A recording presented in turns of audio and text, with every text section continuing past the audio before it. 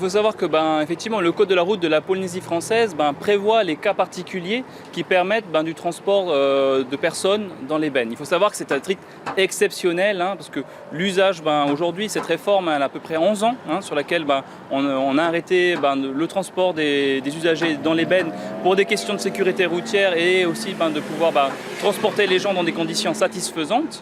Donc il faut savoir que dans tous les éléments, dans tous les cas, un véhicule avec une benne doit pouvoir être aménagé conformément au code de la route de la Polynésie française, c'est-à-dire d'avoir un espace sécurisé au sein de la benne avec des assises et des ceintures de sécurité, mais également des arceaux qui entourent l'espace de la benne pour sécuriser le véhicule en cas de retournement. Comme ceux qu'on peut voir là, les arceaux. Donc effectivement ici on a un exemple de véhicule qui permet d'avoir justement un recouvrement en fait, de l'aménagement de la benne avec une toile cirée notamment pour les intempéries et qui permet justement de sécuriser les usagers.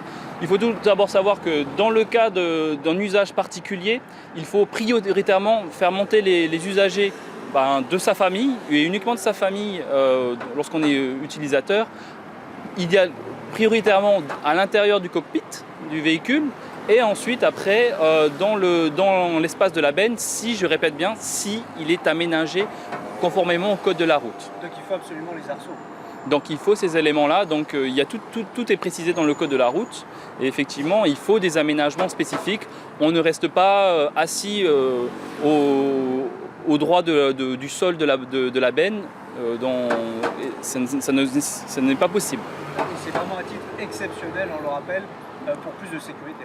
Voilà, il ne faut pas généraliser ce cas de figure. Et je pense que les Polynésiens l'ont bien compris, parce que finalement, après 11 ans de visibilité sur cette réforme-là du Code de la route, finalement, on le voit notamment sur Tahiti, dans les îles du Vent, il n'y a plus cet usage-là, puisque cet usage-là est réglementé chez les professionnels des transports touristiques, mais également auprès des entreprises essentiellement du BTP. Et ensuite, après, chez les particuliers, ce sont des aménagements spécifiques qui sont réalisés.